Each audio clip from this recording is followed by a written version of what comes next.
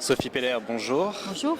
Vous êtes chef du bureau parisien pour le magazine britannique The Economist et vous avez écrit l'année dernière, publié le déni français, la France, dernier enfant gâté de l'Europe. Vous participez actuellement aux rencontres économiques d'Aix-en-Provence et au regard de ce que vous avez vu, pensez-vous que la France est toujours dans le déni ?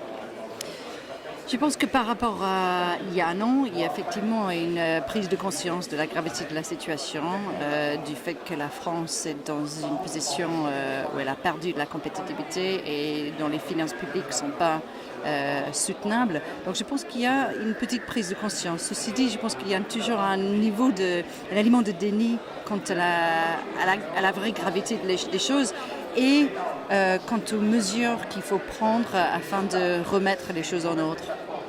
D'accord. Et est-ce que, selon vous, quelles sont les perspectives envisageables à plus ou moins long terme, plutôt court terme, moyen terme ?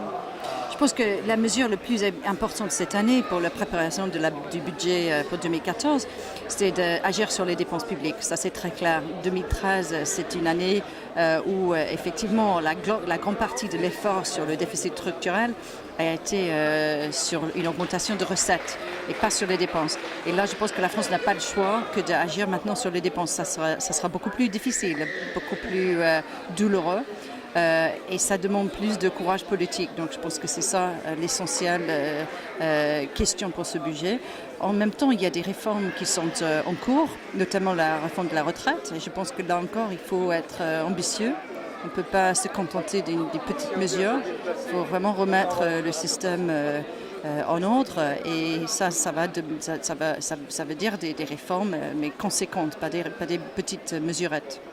Et pensez-vous qu'on peut sauver le modèle français et l'économie française ? Bien sûr, la France est un pays merveilleux avec de nombreux atouts, avec une démographie très forte, l'infrastructure, un patrimoine, une tradition, un État, une bureaucratie qui fonctionne très bien. Donc les atouts sont là. Même quand vous regardez du côté des entrepreneurs, il y a beaucoup d'idées en France, beaucoup de créativité, beaucoup de jeunes avec des projets. Le tout, c'est d'essayer de libérer ces énergies plutôt que de les étouffer.